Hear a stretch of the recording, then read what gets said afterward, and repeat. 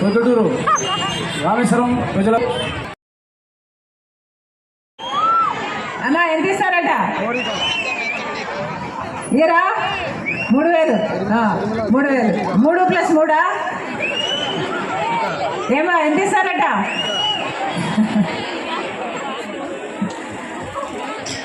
అమ్మా ఎంత ఇచ్చినా తీసుకోండి మీ డబ్బే ఈ ఎమ్మెల్యేకి పోయినసారి ఓట్లేశారు అవునా ఎంత సంపాదించుకున్నాడు అనుకుంటున్నారు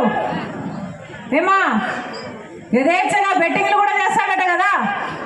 ప్యాకెట్లు కూడా నడిపిస్తాడట కదా గుట్కా మట్కా అన్ని వ్యాపారాలు చేస్తాడట దొంగ నోట్లు కూడా అంట అవునా భూ కబ్జాలు అసలు 1 కాదు 2 కాదు 3 పువ్వులు 6 కాయలుగా డబ్బులు సంపాదించుకున్నాడట మీ ఎమ్మెల్యే తెలుసా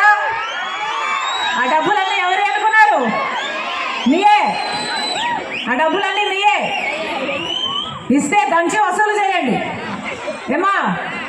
కానీ ఓటు వేసేటప్పుడు మాత్రం ఒక్కసారి ఆలోచన చేయండి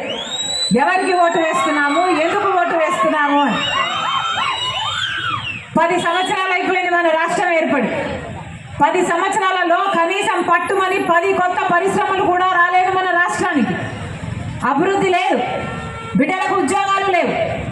10 సంవత్సరాలలో 5 సంవత్సరాలు చంద్రబాబు గారు ముఖ్యమంత్రి ఇప్పుడు 5 సంవత్సరాలు జగన్మోహన్ రెడ్డి గారు ముఖ్యమంత్రి ఇద్దరికి బీజేపీ పార్టీతో తొత్తులు కావాలి